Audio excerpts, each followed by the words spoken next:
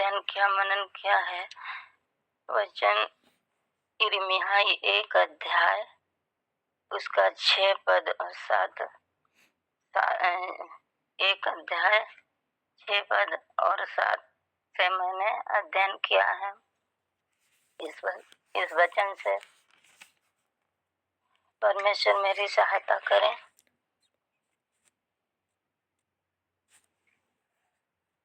यहाँ पर लिखा है, तब मैंने कहा, हाय प्रभु यहोवा, देख मैं तो बोलना भी नहीं जानता, क्योंकि मैं लड़का ही हूँ।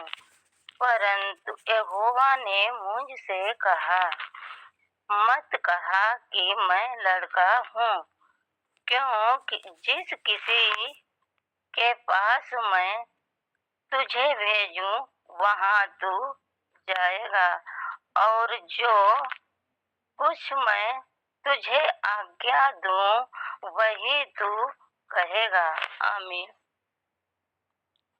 प्रभु का धन्यवाद हो। अब इस वचन से परमेश्वर हमें सिखाते हैं वचनों से कि यहाँ पर जो यिर्मयाह भविष्यवक्ता है और परमेश्वर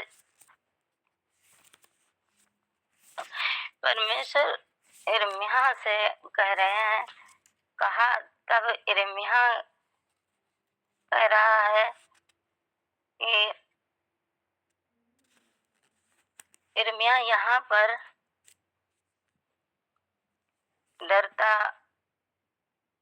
डरता है। तब यिर्मयाह यहाँ पर परमेश्वर से यही बात बोलता है जो परमेश्वर के वचनों से हमें सीख मिली है कि यहाँ पर यिर्मयाह जो है वो परमेश्वर से बहाना की बात, यहाँ पर बहाना करने की बात यहाँ पर वचन से हमें हमारे समझ में आती है कि जो यिर्मयाह कह रहा है कि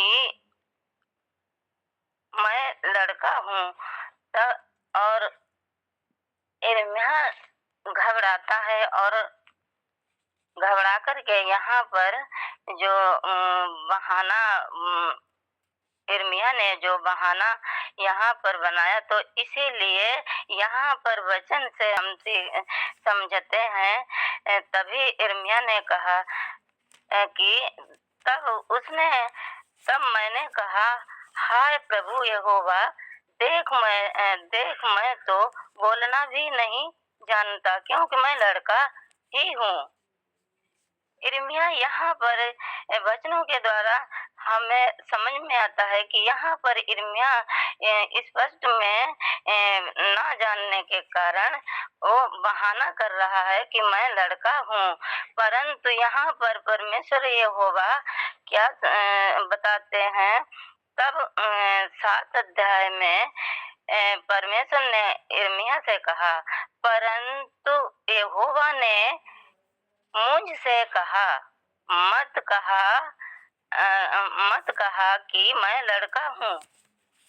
परमेश्वर यिर्मयाह से कह रहे हैं कि तू मत कहा कि मैं लड़का हूँ, क्योंकि जिस किसी के पास मैं तुझे भेजूं वहाँ तू जाएगा, और जो कुछ मैं तुझे आज्ञा दूं वही तू करेगा। परमेश्वर यिर्मयाह को समझाते यहाँ पर, तो हमें वचन से सीख मिलती कि यिर्मयाह जब यहाँ पर बहाना कर रहा कि मैं लड़का हूँ, लेकिन नहीं, परमेश्वर यहाँ पर भी यिर्मयाह से बोलते हैं कि क्योंकि जिस किसी के पास मैं तुझे भेजूं वहाँ तू जा, और जो कुछ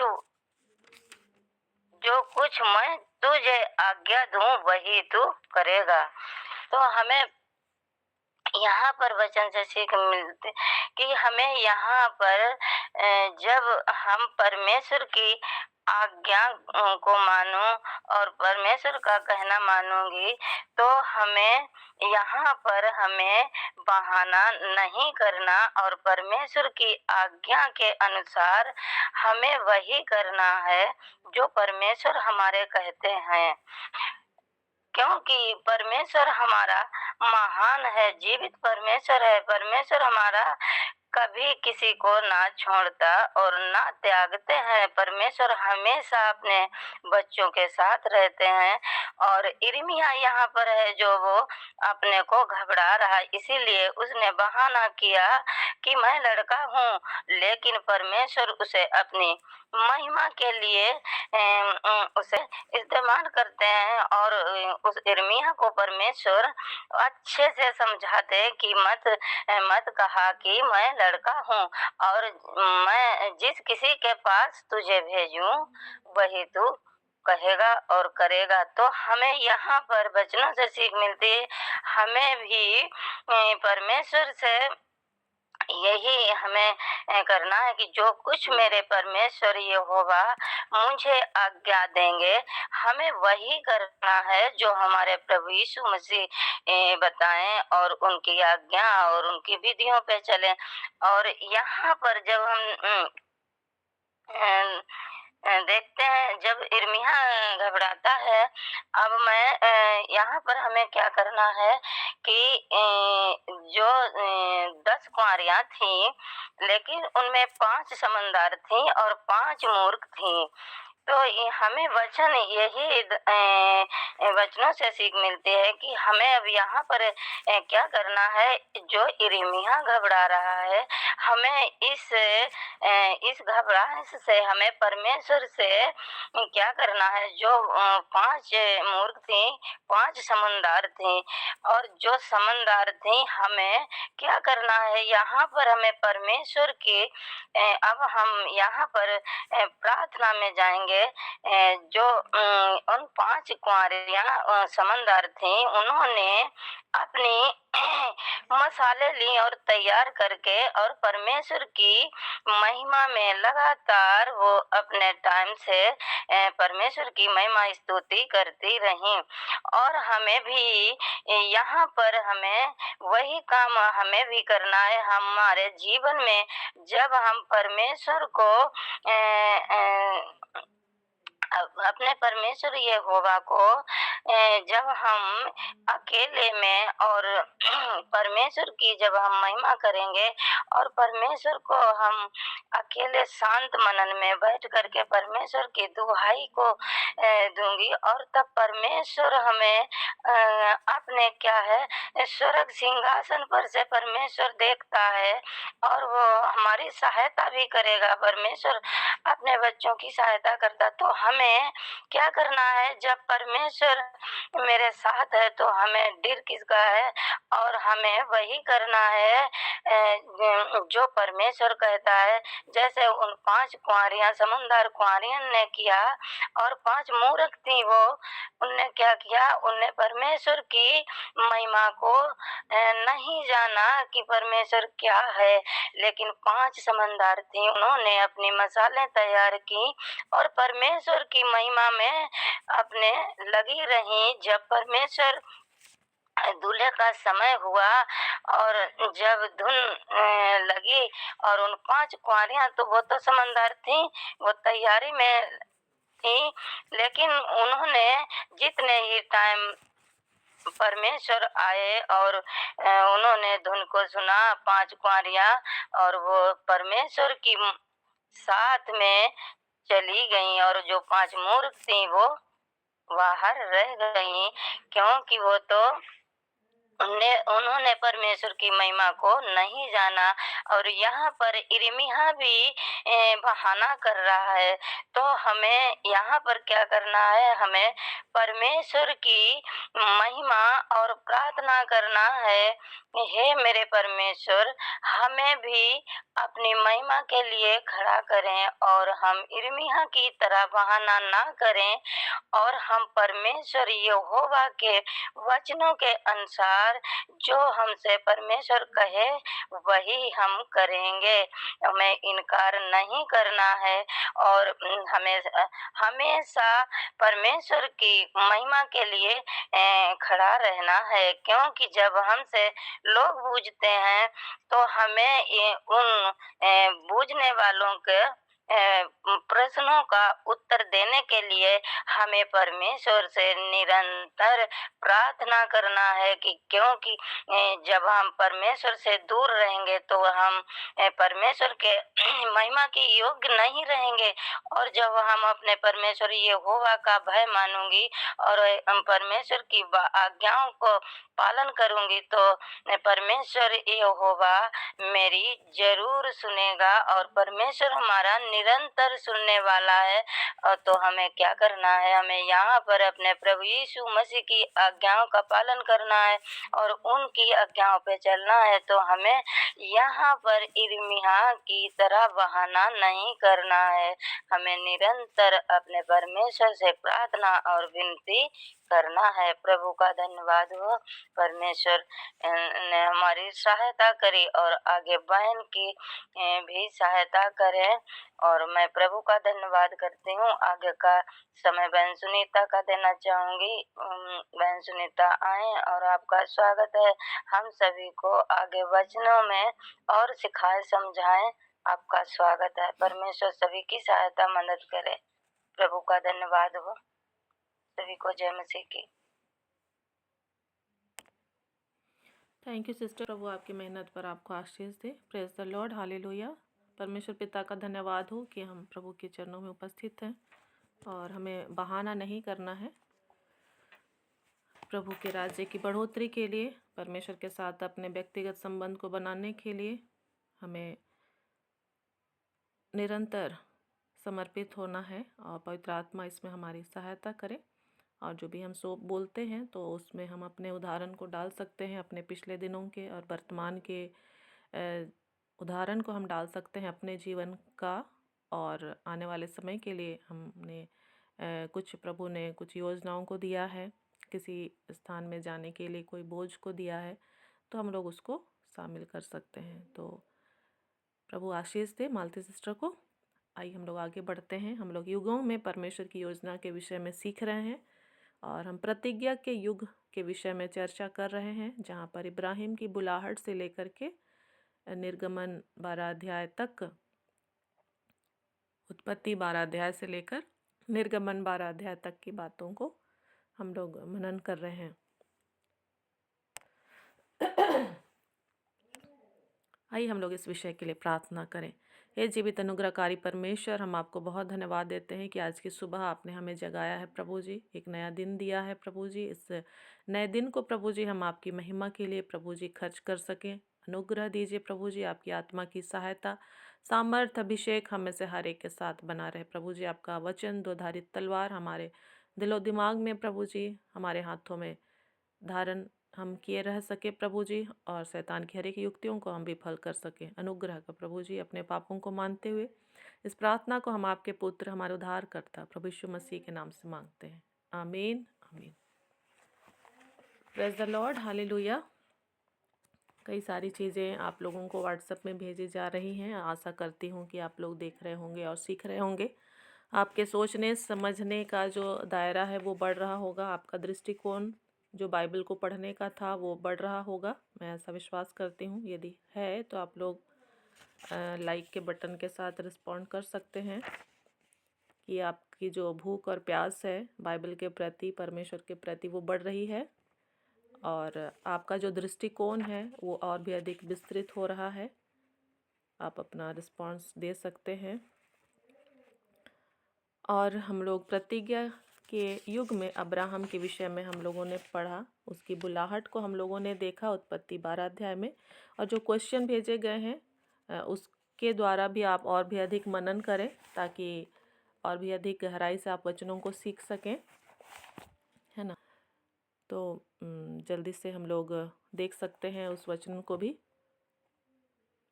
क्वेश्चन को भी आप रिपीट कर सकते हैं, शेयर कर सकते हैं ममता सिस्टर। उत्पत्ति 12 अध्याय हम लोग निकालेंगे और ये इब्राहिम की वाचा है। उत्पत्ति 12 अध्याय इब्राहिम की जो बुलाहट है उसी को हम लोग इब्राहिम की वाचा कह सकते हैं। परमेश्वर ने इब्राहिम को और उसके वंशजों के लिए इस वाचा को दिया है। और सबसे पहला जो क्वेश्चन है 6वां नंबर, इब्राहिम की वाचा में कितनी मुख्य बातों को हम देख सकते हैं? इब्राहिम की वाचा में कितनी मुख्य बातों को हम देख सकते हैं? तो कोई भी जवाब दे सकते हैं जल्दी से, आपका जो भी सवाल आंसर है। इब्राहिम की वाचा में कितनी मुख्य बातों को हम देख सकते हैं? 7 मुख्य बातें हैं। Thank you sister. 7 मुख्य बातें हैं, है ना। तो हम लोग उसको थोड़ा डिटेल से देख रहे हैं, ठीक है। आप लोग जब बाइबल पढ़ेंगे वहाँ पर भी आप उसको एक एक पॉइंट आप देख सकते हैं, है ना। उत्पत्ति 12 अध्याय को आप लोग खोलेंगे। पहला क्या है, और इस तरह से आप बाइबल को बारीकी से पढ़ना। पहला जाति।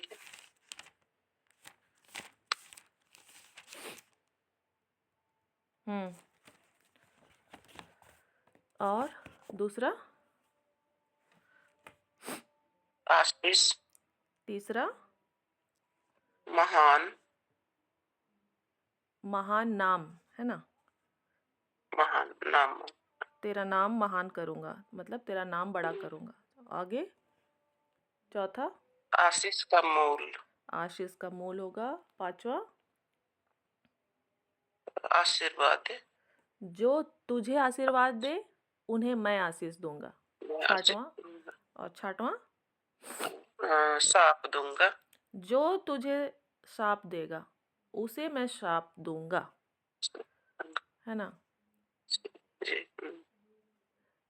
और 7वां, और भूमंडल के सारे कुल तेरे द्वारा आशीष पाएंगे। हाँ, भूमंडल मीन्स कि पूरे सारे जितने भी मनुष्य हैं, भूमंडल के सारे कुल, पृथ्वी के जितने भी वंशज हैं आगे जो बढ़ गए हैं, फैल गए, सारे कुल तेरे द्वारा आशीष पाएंगे। तो 7 बातों को हमने देखा।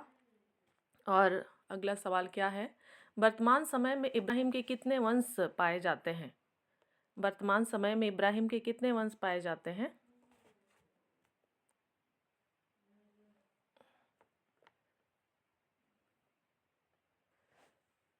4 वंश पाए जाते हैं। हाँ, वर्तमान में 4 वंश पाए जाते हैं। और ये हम लोगों ने पहला क्या था?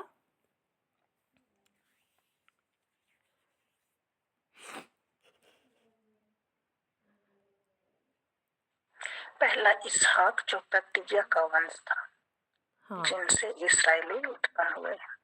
और दूसरा, इस्माइल, हाँ, जो अशारीरिक वंश थे। जो अरबी लोग तीसरा है अरबी लोग हैं। आगे, और तीसरा है मसीह, जो मसीह यीशु मसीह। हाँ, यीशु मसीह जो और इब्राहिम। चौथा है इब्राहिम की संतान। और चौथा है नए नियम के हम सभी विश्वासी जन। Thank you sister. तो वर्तमान में ये सारे पृथ्वी पर पाए जाते हैं, है ना। और सबका परमेश्वर इब्राहिम की जो आशीष है, इस वाचा की आशीष सबके साथ अभी भी क्या होती है? लागू होती है। अगला सवाल क्या है, निर्मोद का क्या दृष्टिकोण था? ABC कोई बताएंगे जल्दी से, समय हमारे पास बहुत कम है।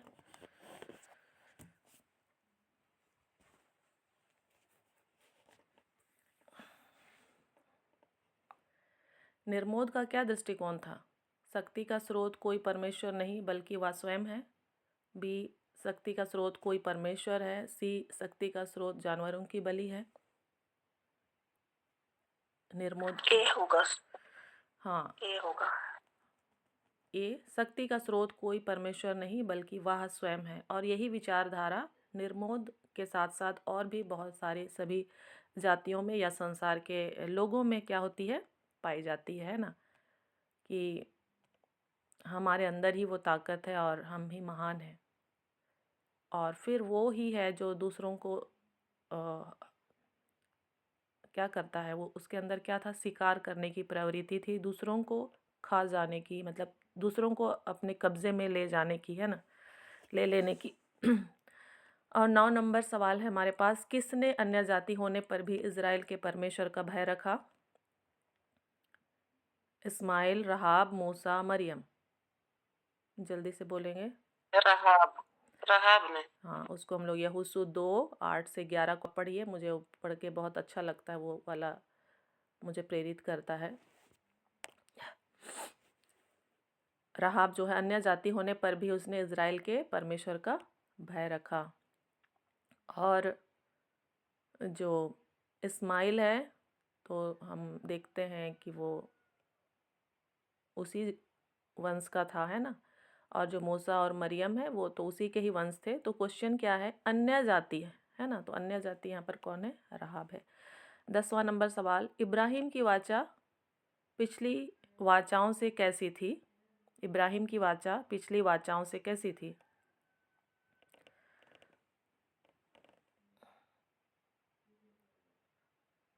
पिछली वाचा का क्या हम लोग पढ़े हैं, जैसे आदम और हवा के साथ परमेश्वर ने वाचा बांधी थी, है ना। उसके बाद नूह की वाचा। तो इब्राहिम की वाचा को हम लोग कैसे समझ रहे हैं, देख पा रहे हैं? ABCD क्या हो सकता है?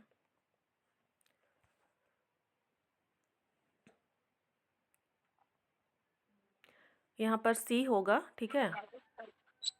हाँ, C होगा, उत्तम और विस्तृत है, ठीक है। इब्राहिम की जो वाचा है वो क्या है? उत्तम है और विस्तृत है, और उसको हम लोग पूरा होते हुए देखते हैं, ठीक है। थैंक यू सिस्टर, प्रभु आपको आशीष से। आप बाइबल को शेयर कर सकते हैं, बाइबल का जो कोटेशन है मैं बोलूँगी तो आप उसको शेयर कर सकते हैं, ठीक है। आगे हम लोग देखेंगे आज इसके आगे की बातों को, और यहाँ पर क्वेश्चन दिया नहीं हुआ है किताब में, ये मैं खुद ही बनाती हूँ, और ये तो विस्तृत से लिखा हुआ है, थोड़ा संक्षिप्त करके हम लोग इसको सीखने का कोशिश कर रहे हैं, है ना। बहुत ज़्यादा विस्तृत जाएंगे तो थोड़ा हम सबको कठिन लगेगा। धीरे धीरे हम लोग का जो सीखने समझने का स्तर है, वो हमारा जो अध्ययन का स्तर है उसको हम लोग और गहराई में ले जाएंगे। प्रभु इसमें हमारी सहायता करें। तो इब्राहिम और उसके वंश को जो व्यक्ति और राष्ट्र आशीष देंगे या उनकी सहायता करेंगे वे परमेश्वर से आशीष पाएंगे, तथा जो उन्हें सताएंगे या उन्हें कष्ट देंगे वे श्रापित होंगे। और आप लोगों को फोटो भी भेजा गया था, आप लोग सभी जान रहे हैं, इज़राइल देश को आप लोग देख लिए होंगे, है ना, आज के वर्तमान समय में, और उसके बारे में भी आप सभी को जानना समझना चाहिए, है ना। तो बाइबल में और इतिहास में इसके अनेक प्रमाण मौजूद हैं कि फिरौन, अबीमेलेक और भी जो व्यक्ति हैं या फिर जो राष्ट्र हैं,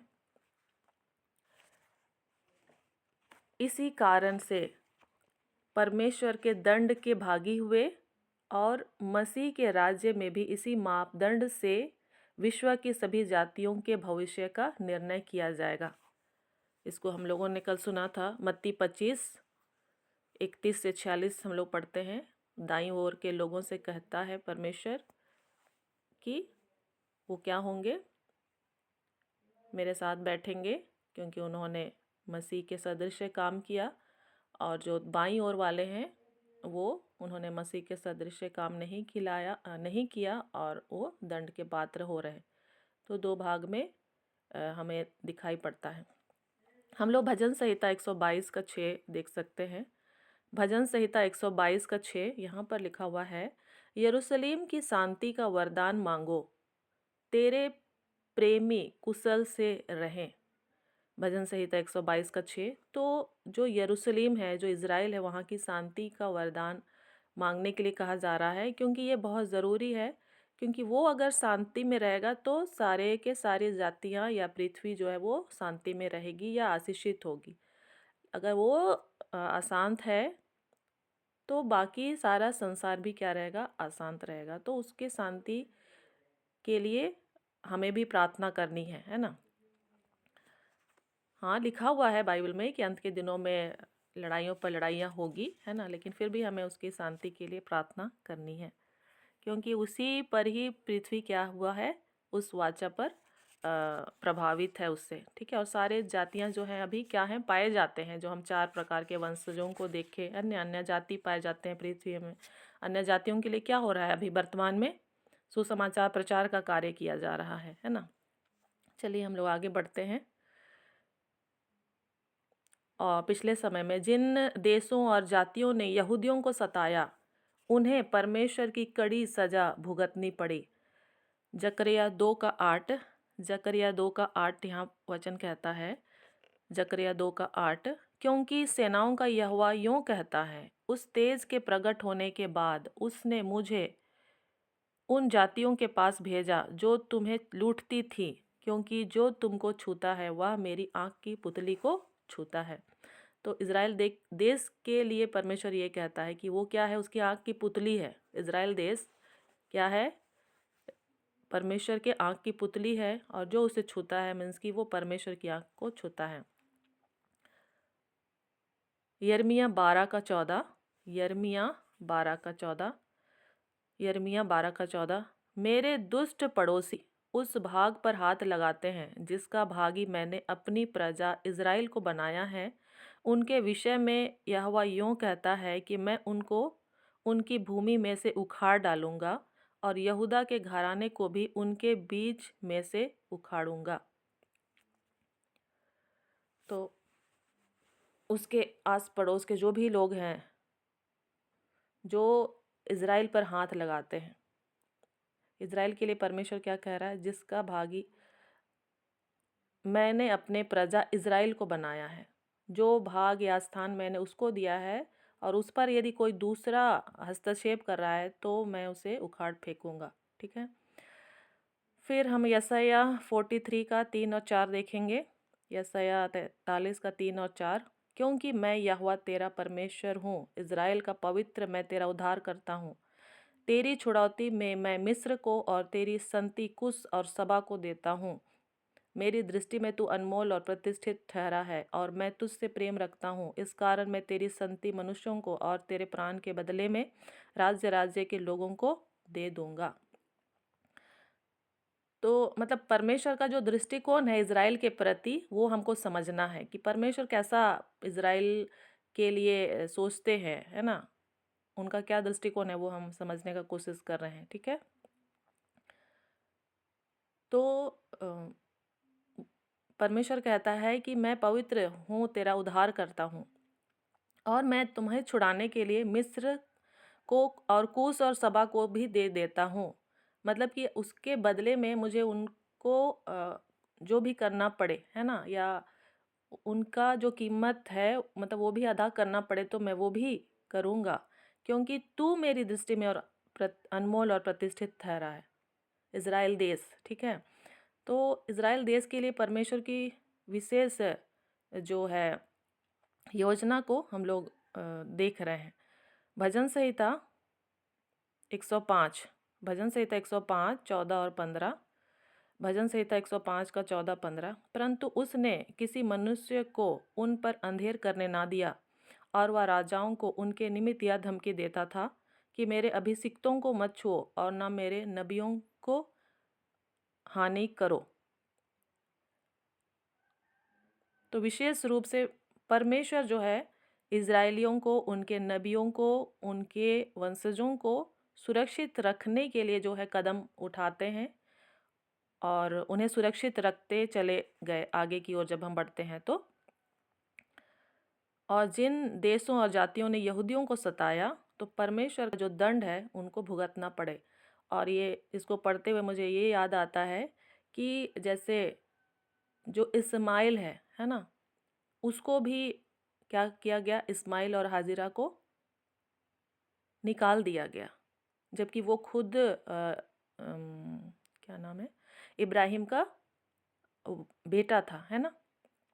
लेकिन वो परमेश्वर की योजना में नहीं था। परमेश्वर ने उसके लिए आशीष को रखा, उसको प्यासा नहीं रखा, उसको वहाँ पर पानी उपलब्ध कराया। लेकिन जो स्त्री का वंश को उत्पन्न करने की जो बात, जो सुसमाचार अदन की बारी में शुरू की गई थी, है ना, जो स्थापित किया गया था, तो उसमें कोई भी मिलावट परमेश्वर नहीं चाहते थे। और उसके लिए उन्होंने इस्माइल को, यदि इब्राहिम के जीवन से अलग करना पड़ रहा है तो वो अलग कर रहे हैं, और उनका जो ध्यान है इब्राहिम और उसके बेटे इसहाक के साथ, फिर याकूब के साथ, उस तरह से जो है वो वंश को आगे बढ़ाने का काम जारी है ना, ताकि जो मसीहा का जन्म होना है वो हो सके। ठीक है। और इस तरह से विशेष जो फोकस है वो इजरायली जाति के ऊपर है, परमेश्वर की, है ना। आज भी हम जब इजराइल को देखते हैं तो, या तो फिर बहुत समय पहले से भी, अभी तो हो सकता है बहुत सारे उसके मित्र देश हैं, लेकिन बहुत सारे उसके शत्रु देश हैं, है ना। और पहले समय में भी बहुत सारे उसके शत्रु देश बने हुए थे, और बहुत ही ज़्यादा जो है इज़राइल दूसरे राष्ट्रों के लिए एक कांटा या फंदा के समान लोगों की आंखों में या देशों की आंखों में क्या होता था, खटकता रहता था। यदि हम लोग पढ़ेंगे जकरिया 12 उसका 2 से 3, और उसी में फिर 14 का 12 को, तो यहाँ लिखा हुआ है, देखो मैं यरूशलेम को चारों ओर की सब जातियों के लिए लड़खड़ा देने के मद का कटोरा ठहरा दूंगा, और जब यरूशलेम घेर लिया जाएगा तब यहूदा की दशा भी ऐसी ही होगी। और उस समय पृथ्वी की सारी जातियां यरूशलेम के विरुद्ध इकट्ठी होगी।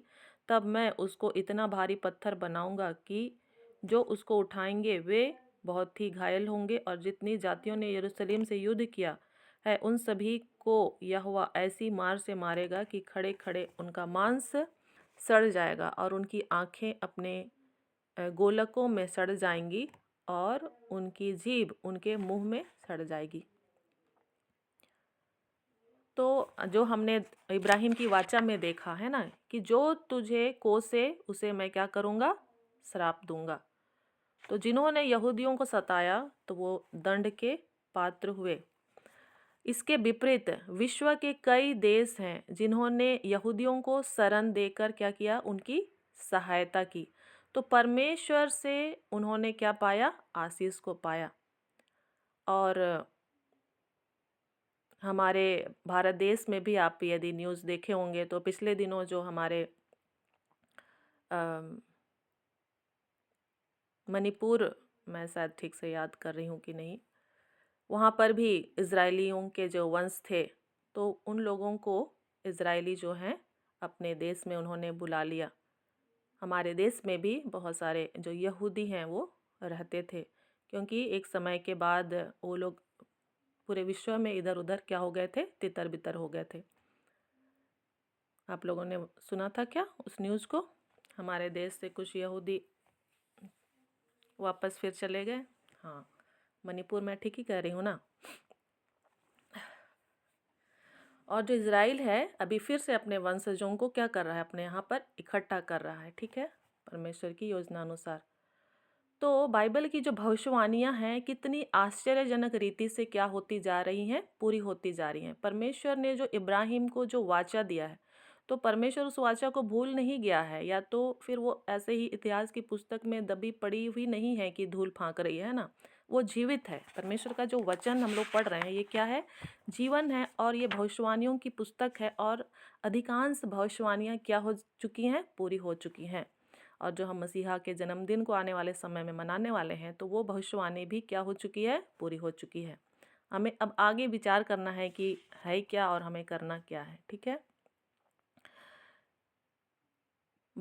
इब्राहिम व उसके वंश को परमेश्वर ने एक देश देने की प्रतिज्ञा की जो सदा के लिए उनकी निज भूमि रहेगी।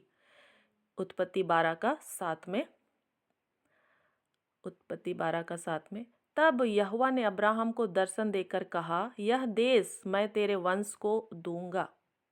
यह प्रतिज्ञा लगभग 150 बार दोहराया गया है। ठीक है, उतना हम लोग अभी नहीं जाएंगे। और यहाँ पर बाइबल में जो दूंगा, देना और दिया ये सब लिखा हुआ है, ये 1000 से भी अधिक बार लिखा हुआ है। और परमेश्वर ने पृथ्वी के जो केंद्र में इस देश पर अपना जो दृष्टि किया है, प्रतिज्ञा किया है, उसको परमेश्वर जो है पूरा विश्वव्यापी रूप में क्या करना है, उसको पूरा कर रहा है। और उसके द्वारा ही पूरे विश्व को या पृथ्वी को वो क्या करना चाह रहे हैं, उस पर उसका जो शासन है या जो कार्यक्रम है वो वहाँ से क्या हो रहा है, संचालित हो रहा है परमेश्वर की ओर से। ठीक है, और मीका 4:2 में जब हम पढ़ते हैं, मीका 4:2 में, और बहुत जातियों के लोग जाएंगे और आपस में कहेंगे, आओ हम यहोवा के पर्वत पर चढ़कर याकूब के परमेश्वर के भवन में जाएं, तब वह हमको अपने मार्ग सिखाएगा और हम पथों पर चलेंगे, क्योंकि यहोवा की व्यवस्था सिय्योन से और उसका वचन यरूशलेम से निकलेगा। तो बहुत सारे लोग क्या करेंगे, इज़राइल देश जाएंगे और कहेंगे कि हम लोग वहाँ पर सीखें। हमारे देश से भी आप देखें कि जो एग्रीकल्चर है ना, कृषि की बातें हैं, है ना, खेती बाड़ी का काम है, वो सीखने के लिए गए हमारे देश के प्रधानमंत्री ने या हमारे देश ने ये निर्णय लिया कि हमारे देश के लोग वहाँ जाएंगे और सीखेंगे कि वो लोग कैसे खेती करते हैं। और जो इज़राइल देश है वो कोई मतलब अभी हमको लगता है कि बहुत अच्छी उपजाऊ भूमि है, लेकिन वो जो है एक रेगिस्तानी इलाका है ना, जहाँ पर पानी की समस्या है और बहुत सारी, जो आप लोग समझते ही हैं रेगिस्तानी भूमि कैसी होती है। और वैसे स्थान में जो इजरायली हैं इतना अच्छा क्या कर रहे हैं वहाँ पर, खेती बाड़ी उनका बहुत अच्छा विकसित डेवलप हो चुका है ना। तो हमारे देश से भी जो खेती बाड़ी है उसको सीखने के लिए लोगों को वहाँ पर भेजा गया। ठीक है, तो ये इस भविष्यवाणी को भी हम खुद में भी अपने समय में भी पूरा होते हुए देख रहे हैं ना। और भी जगह जगह के लोग हैं जो वहाँ पर क्या करने जाते हैं, सीखने के लिए जाते हैं। और आज के समय के इजराइल देश के बारे यदि हम बातचीत करें तो वहाँ के सभी लोग क्या हैं, शिक्षित हैं, पढ़े लिखे हैं। और जो युद्ध कौशल है ना, वो सबको ही आता है। सब छोटे से ही सीखते हैं कि कैसे लड़ाई लड़नी है। और ये क्यों ज़रूरी हुआ, क्योंकि वो सभी बहुत ही छोटा देश था और सभी जो उसके अड़ोस पड़ोस जो देश थे वो उसको क्या करते थे, हमेशा आक्रमण करते थे और लड़ाई होती रहती थी। और आज वो आप लोग देखे होंगे मानचित्र में कितना छोटा सा है ना, कितना ही छोटा सा है, लेकिन वो आज के समय में सबसे ज़्यादा वो विकसित देश है हर एक क्षेत्र में, है ना। और कोई भी उसको हरा नहीं पा रहा है और वो खुद में इतना ही स्ट्रांग है। और निश्चय ही परमेश्वर की जो भविष्यवाणी है या दृष्टि है वो उसके ऊपर अभी भी बनी हुई है। तो मीका 4:2 हम लोगों ने पढ़ लिया। और बहुत जातियों के लोग जाएंगे और आपस में कहेंगे, आओ हम यहोवा के पर्वत पर चढ़कर याकूब के परमेश्वर के भवन में जाएं, तब वह हमको अपने मार्ग सिखाएगा और हम पथों पर चलेंगे, क्योंकि यहोवा की व्यवस्था सिय्योन से और उसका वचन यरूशलेम से निकलेगा। और बाइबल की बातें तो हम लोग सीखने जाते ही हैं, जो भी प्रभु के दास दासी हैं, है ना, वो लोग तो जाते ही हैं यीशु मसीह को देखने, जानने, कहाँ जन्म हुआ, कैसा हुआ, है ना। इसके अलावा भी जो चीज़ है उसको अभी हम लोगों ने सुना। ठीक है, आगे हम लोग सुनते हैं उत्पत्ति 15:18 से 21। उत्पत्ति 15:18 से 21 में यहाँ पर हम पाएंगे कि प्रतिज्ञा के देश में 10 भिन्न भिन्न जातियाँ रहती थी। ठीक है, तो जो देश परमेश्वर उन्हें देना चाहता था वहाँ पर 10 अलग अलग जातियाँ रहती थी। और बाइबल में इन जातियों से कहीं अधिक 7 जातियाँ और कहीं 6 जातियाँ और कहीं कहीं 3 जातियों का वर्णन मिला है। वो हम लोगों को यहोशू 24:11, इसको हम लोग नहीं पढ़ेंगे, आप लोग सुनते केवल जाइए। ठीक है, प्रेरितों 15:19, निर्गमन 6:17 और निर्गमन 23:28। तो हम लोग तो इन सारी बातों को हमने पहले भी विचार किया कि पृथ्वी में सब जातियाँ और भाषाएं क्या हो गए हैं, बढ़ गए हैं। हम लोग उस बात को भी समझें कि इब्राहिम है, उसके वंशज बढ़ रहे हैं, साथ ही साथ अन्य जातियाँ भी बढ़ रहे हैं पृथ्वी में, है ना। उसको भी हमको देखना है, और वो लोग भी हैं पृथ्वी में।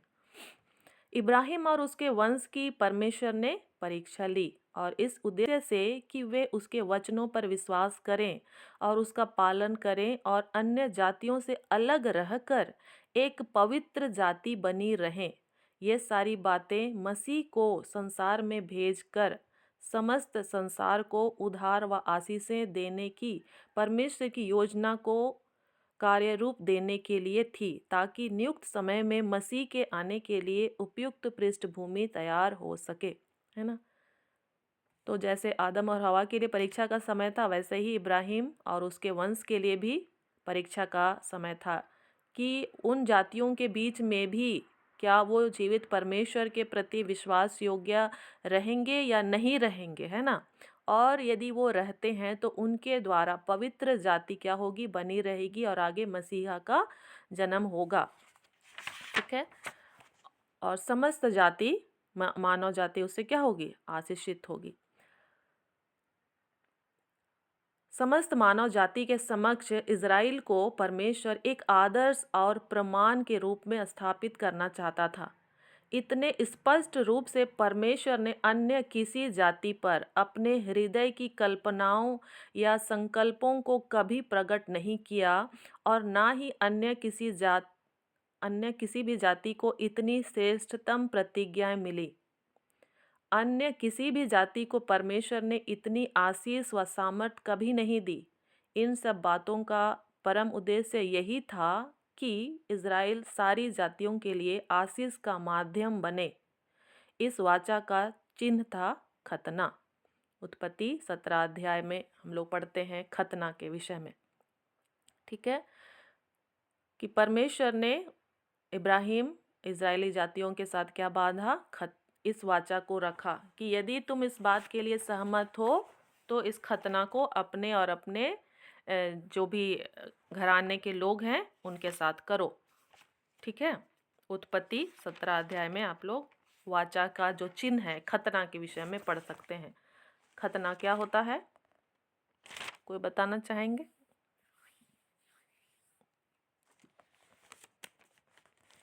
खतना क्या होता है?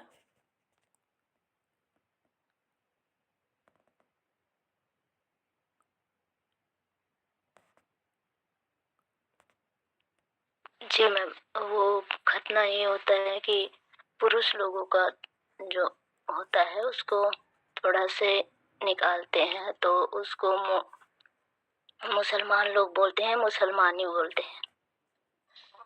अच्छा, खलड़ी का खतना। ठीक है। लिखा था खलड़ी का। तो वहाँ पर अपने शरीर का जो हिस्सा है उसको अलग करना हो रहा है ना। अपने शरीर का एक हिस्सा को क्या करना हो रहा है, अलग करना हो रहा है, और इस बात को निश्चित करना हो रहा है कि हाँ, मैं इस वाचा के लिए क्या करता हूँ, मतलब इसको मैं एक्सेप्ट करता हूँ, है ना, मैं इसको स्वीकार करता हूँ। ठीक है। और क्या अब्राहम ने ऐसा किया? क्या उसके वंशजों ने ऐसा किया? हाँ, उन्होंने ऐसा किया, है ना। उन्होंने परमेश्वर की जो वाचा है उसको स्वीकार किया, और परमेश्वर की जो योजना है उसको भी उन्होंने क्या किया, स्वीकार किया। और लगातार जो उसके वंश हैं आगे इस बात के लिए क्या करते रहे, प्रयास करते रहे कि वो इस वाचा को क्या करें, अपने वंश के द्वारा, घराने के द्वारा इस पृथ्वी पर आगे बढ़ाते रहें, है ना।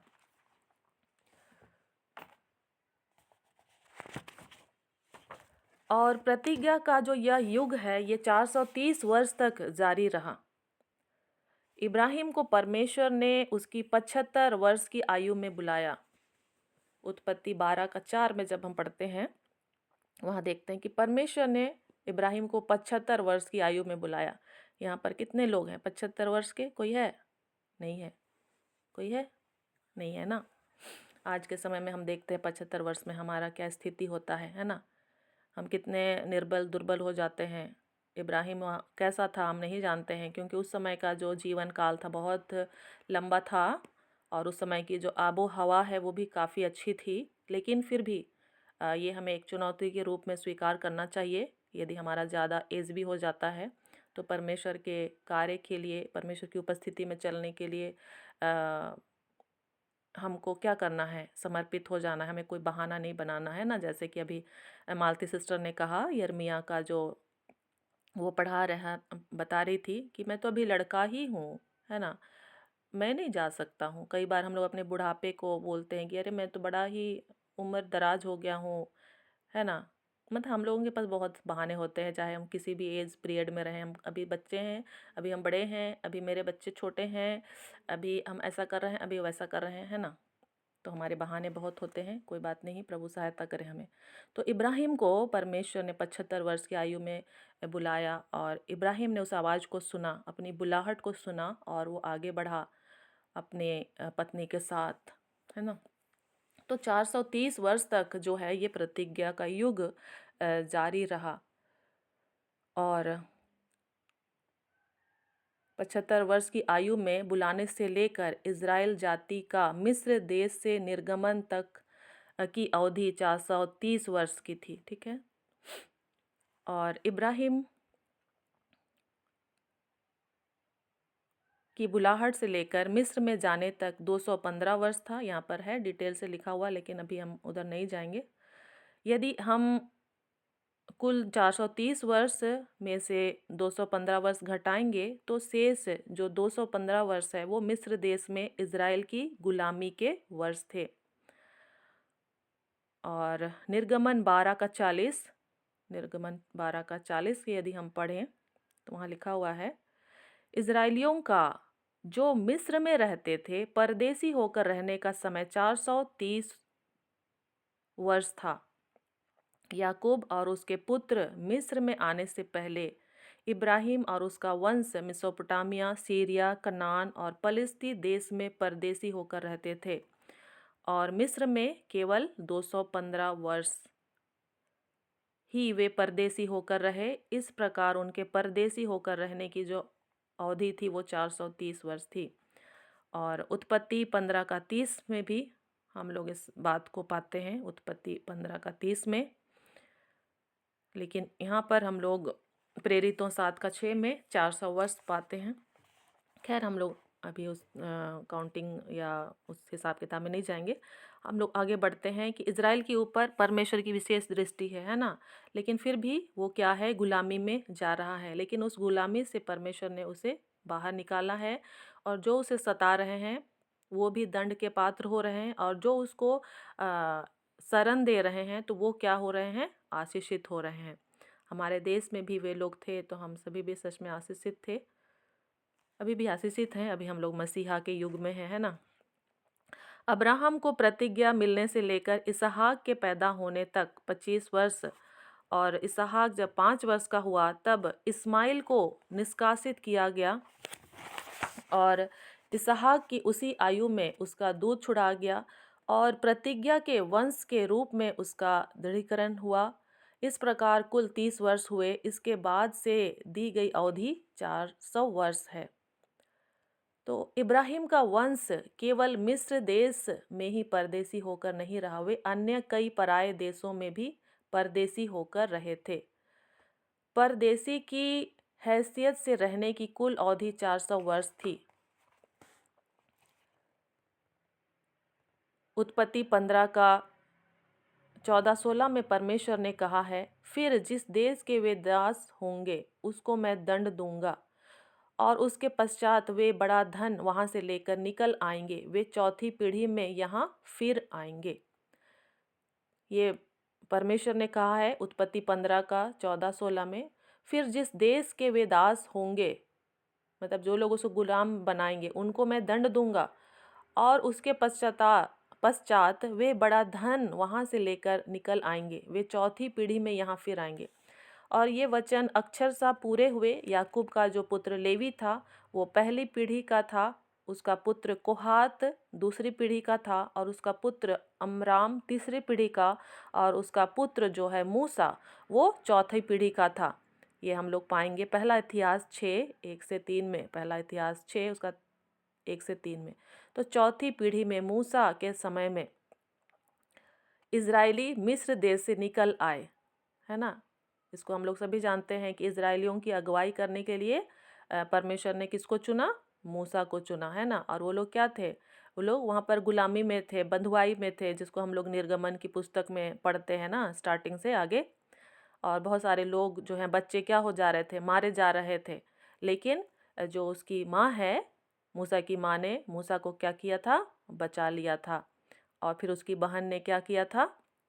उसको फ़िरौन की बेटी के लिए ही मतलब वो जब ले गई तो अपनी माँ को ही उसके लिए वहाँ पर उसने बता दिया। तो विपरीत समय में भी उन्होंने कैसे परमेश्वर के प्रति क्या किए? वो लोग विश्वास योग्य रहे।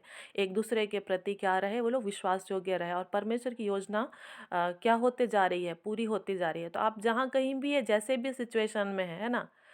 आप इस बात को याद रखें कि आप परमेश्वर के नियंत्रण में हैं। परमेश्वर आपको देख रहा है और आप मतलब आपको भी परमेश्वर के प्रति उतना ही विश्वास योग्य बने रहना है। ठीक है? तो जो मूसा के टाइम है, वहाँ पर क्या हो रहा है? चौथी पीढ़ी में उन इज़राइलियों को मिस्र देश से फिर परमेश्वर ने क्या किया? निकाल लिया। तो परमेश्वर का वचन कितना सत्य है। तो इस युग में भी अधिकांश लोग परमेश्वर की परीक्षा में असफल रहे, परंतु परमेश्वर पर विश्वास करके उसे प्रसन्न करने वालों का एक अवशेष इस युग में था, है ना? जैसे कि इब्राहिम, सारा, इसहाक, याकूब, यहूदा, यूसुफ, मूसा के माता-पिता और मूसा। ठीक है?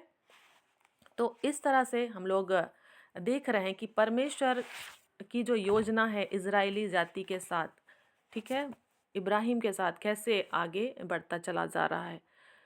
तो आज जब हम भी उसके वंश हैं, यीशु मसीह पर विश्वास करने के द्वारा, है ना? जो विश्वासी हैं, जो विश्वास करने वाले हैं, वो भी क्या हैं? इब्राहिम की संतान हैं। तो हमारे साथ भी ये वाचा क्या होती है? लागू होती है। यदि हम परमेश्वर के प्रति विश्वास योग्य रहते हैं, हमारे साथ परमेश्वर की आशीष बनी रहती है, साथ ही साथ हमारे द्वारा दूसरे भी आशीषित होते हैं। और यदि हम परमेश्वर के प्रति विश्वास योग्य नहीं रहते हैं, तो हम परमेश्वर के दंड के पात्र बनते हैं। और न ही केवल हम, हमारे साथ ही साथ दूसरे लोग भी दंड के पात्र बनते हैं। तो हमको अपने संबंध को परमेश्वर के साथ क्या करना है?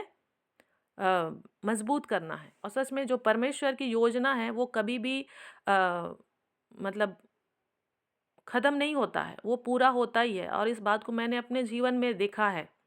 और सच में मैं आज से कई साल पहले मैंने प्रभु को अपना जीवन दिया था और मैंने उससे इनकार किया कि नहीं, मैं परमेश्वर के कार्य को नहीं करूँगी।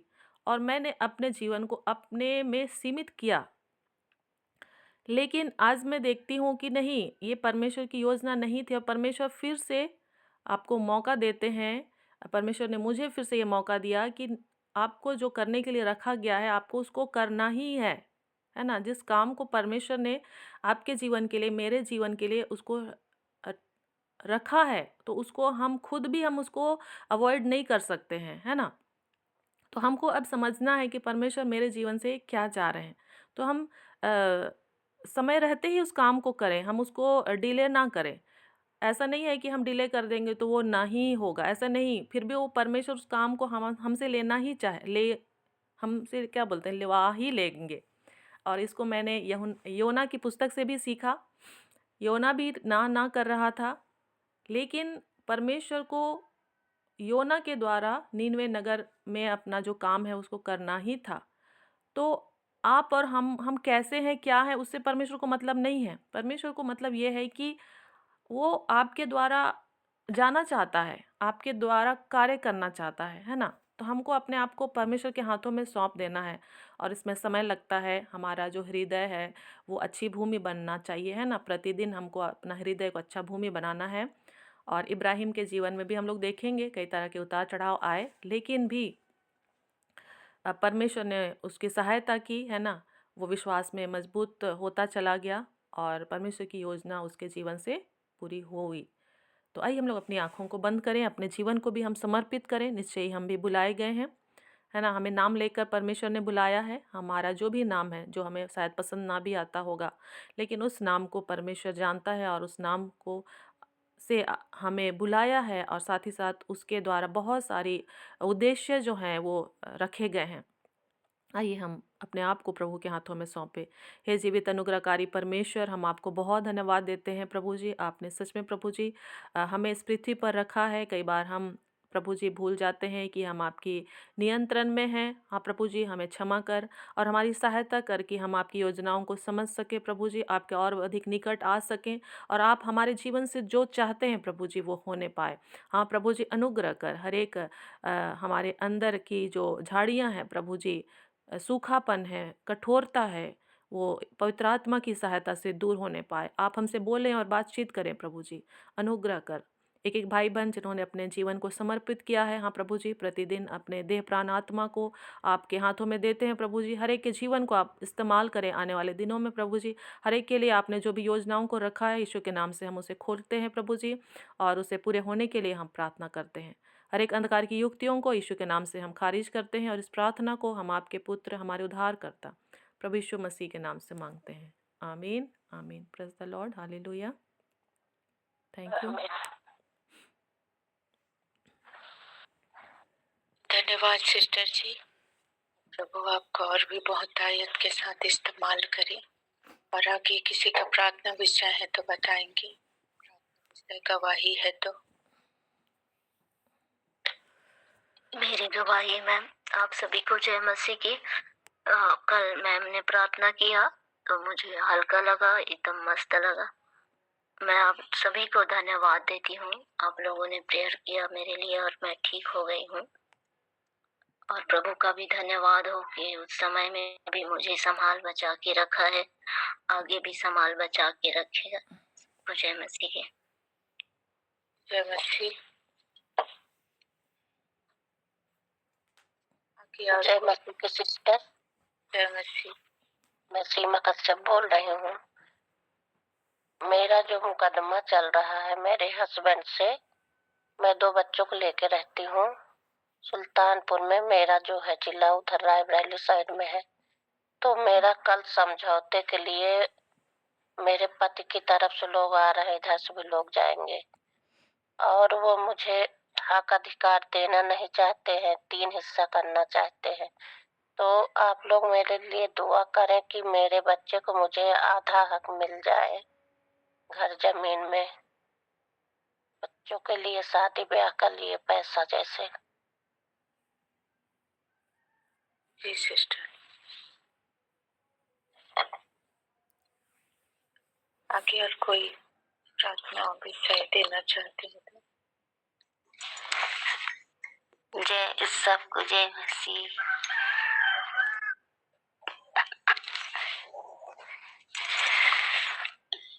मेरे लिए प्रार्थना करना। बहुत रात में परेशानी होती और मेरे पति के घुटना दर्द, बहुत दर्द थे।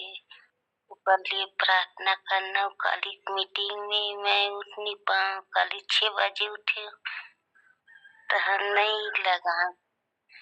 और दीदी को प्रार्थना करवाया है कि टोकन नहीं कट रहा है तो टोकन के लिए प्रार्थना करवाऊं सिस्टर को। तब मेरे परसों टोकन तुरंत कट गया। अब उसके लिए धन्यवाद। तो सब कुछ जय मसीह। जय मसीह। जय मसीह की सभी को। सिस्टर मेरे लिए प्रार्थना कीजिए कि मेरे शरीर में दर्द बन जा रहा है, उठ नहीं पा रहे हैं और उठ के प्रार्थना भी नहीं सुन पा रहे हैं। दर्द सही रहे और प्रार्थना सुने, इसके लिए मेरे लिए प्रार्थना कीजिए। सभी को जय मसीह।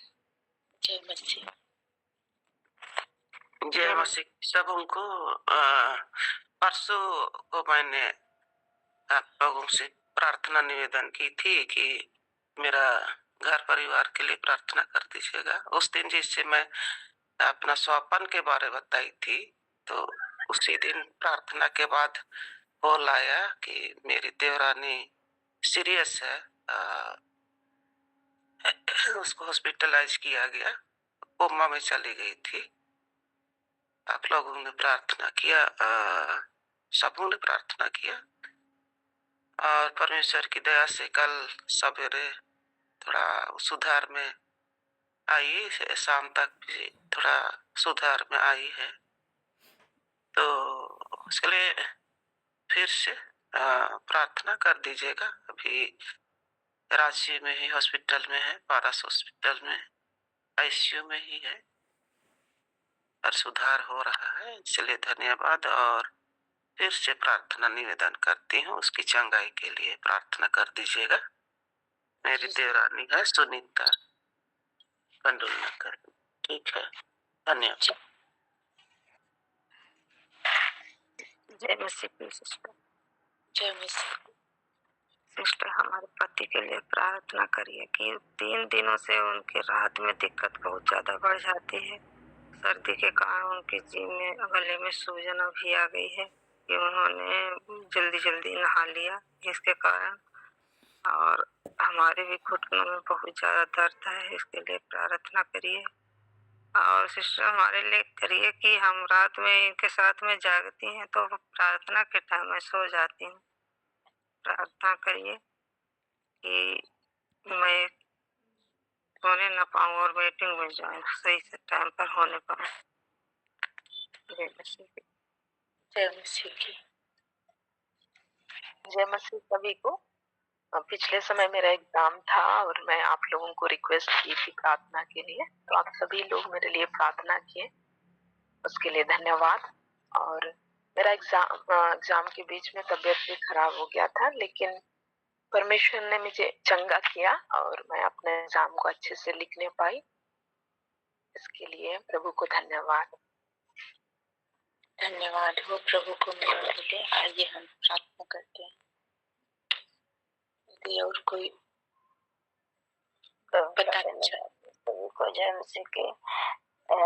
हमारे लिए प्रार्थना करना कि जब मैं ज्यादा पढ़ती और बोलती तो अब मेरे पूरे सर में इतना दर्द होता कि मेरी आंखें भी नहीं अब खुल रही और बहुत काफी दर्द हो रहा है, तो मेरे लिए प्रार्थना करना। जी सिस्टर। और एक बात मैं कहना चाहूँगी, थोड़ा-सा हम लोग सुबह से ही मोबाइल का यूज़ करते हैं, है ना? तो हम लोग मोबाइल को ऑन करके हम लोग थोड़ा साइड देखेंगे, ठीक है? हम लोग को स्क्रीन में देखना ज़रूरी नहीं है, ठीक है? हम लोग मोबाइल को ऑन कर देंगे और हम लोग साइड में रखेंगे और हम अपने कॉपी और पेन को देखेंगे। तो हमारा जो आँख है अ, मतलब उस पर जो मोबाइल का जो लाइट है वो नहीं आएगा, हम मतलब दूसरी तरफ देखेंगे, ठीक है? ठीक है ना? क्या आप लोग समझ रहे हैं या कोई और भी सुझाव देना चाहते हैं तो दे सकते हैं? मोबाइल हमें किस तरह से यूज़ करना है? और ऐसे भी हम लोग वीडियो तो ऑन नहीं कर रहे हैं, हाँ, थोड़ा-सा वचन के लिए हम लोग मतलब स्क्रीन शेयर कर रहे थे, लेकिन हम लोग बस इसको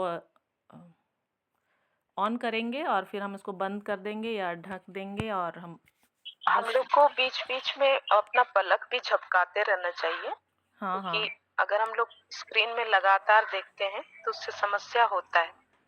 तो उसके लिए हम लोग को बीच-बीच में पलक झपकाना चाहिए। उससे क्या होता है, वो फिर से रिलैक्स हो जाता है। मतलब पलक झपकाना बहुत जरूरी है। एकटक कोई भी स्क्रीन में या फिर कुछ में नहीं देखना चाहिए। हम लोग को बीच-बीच में ब्रेक लेना चाहिए इस चीज के लिए।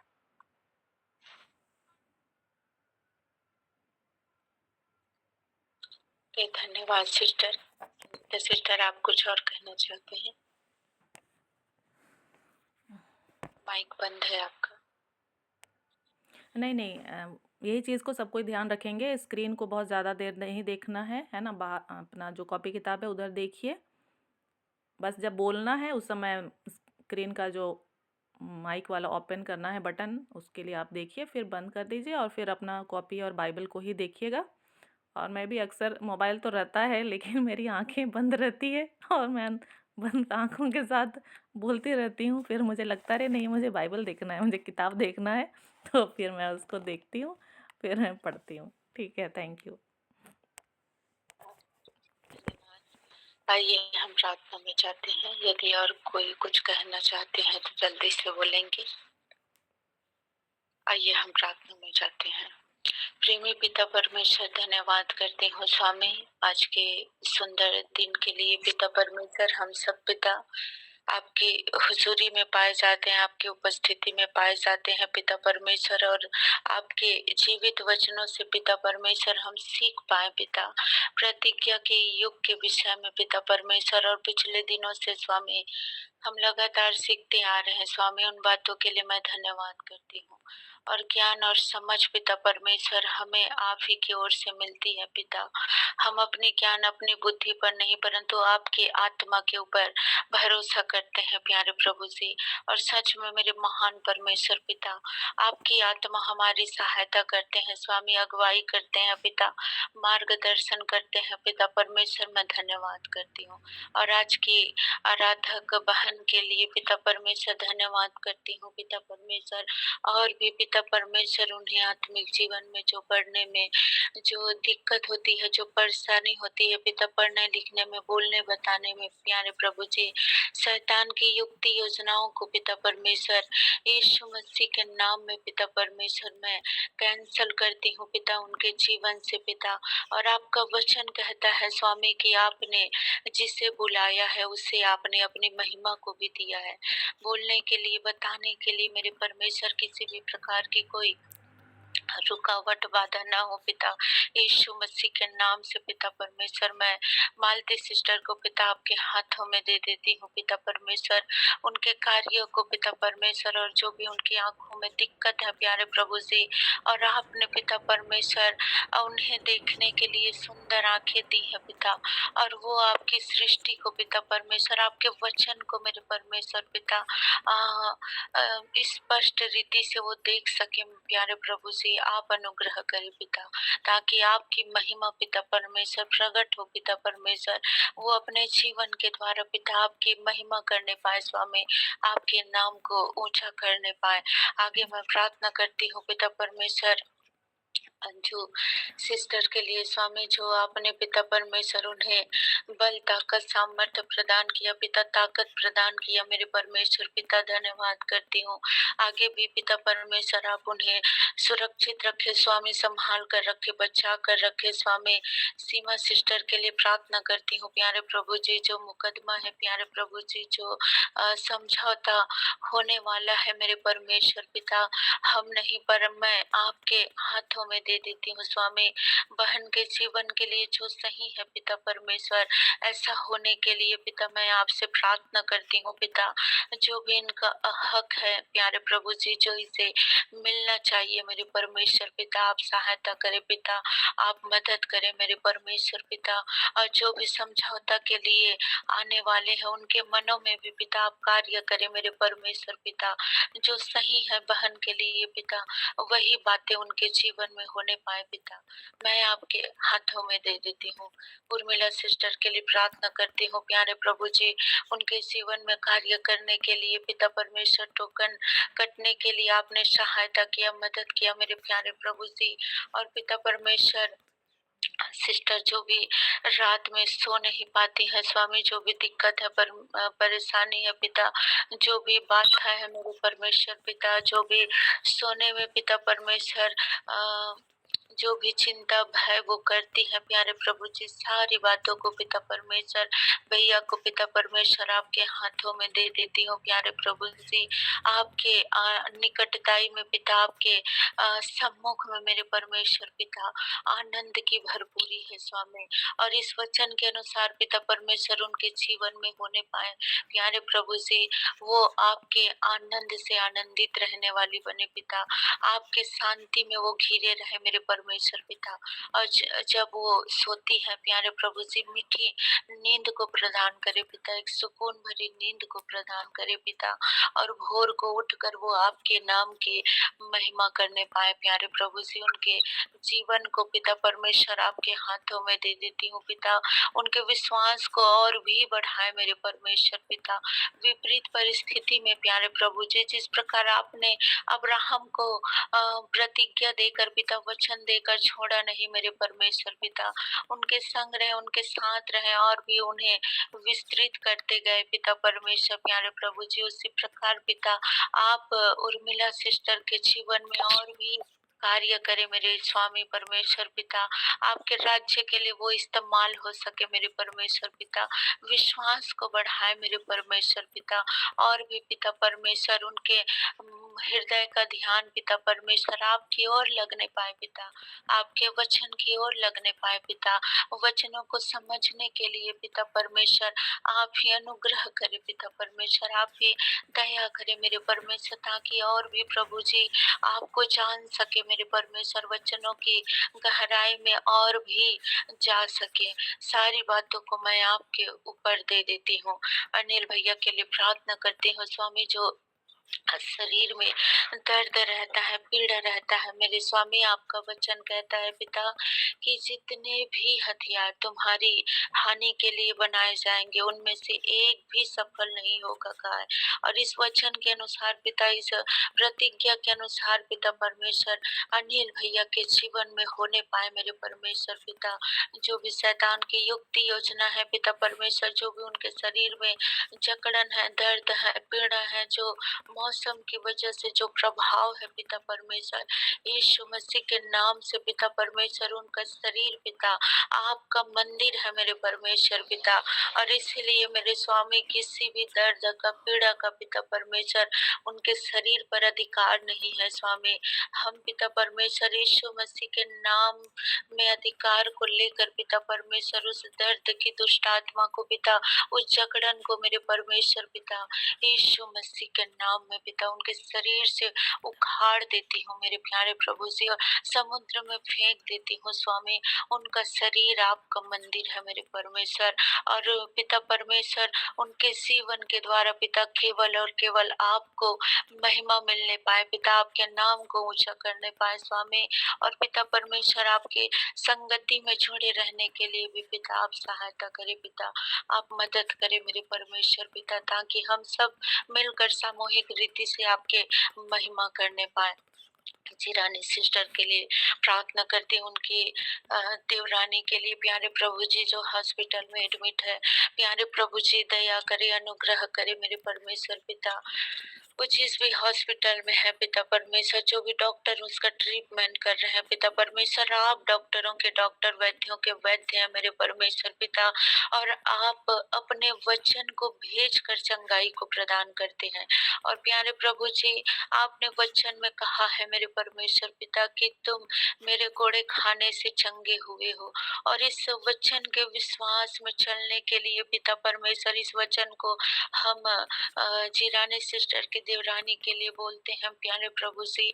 हाँ मेरे परमेश्वर पिता, आपने उनके लिए कोड़े खाए हैं प्रभु जी, इसीलिए पिता किसी भी जो भी शरीर में उनके दिक्कत है, परेशानी है, जो भी वो कोमा में जा रही थी, जाने वाली थी पिता, आपने वहां से निकाला है प्यारे प्रभु जी, और पूर्ण छुटकारा को प्रदान करे पिता परमेश्वर। और पूर्ण रीति से स्वस्थ होकर मेरे परमेश्वर भला चंगा स्वस्थ रहकर पिता आपके नाम की महिमा करे पिता, आप अनुग्रह करे पिता, आप दया करे।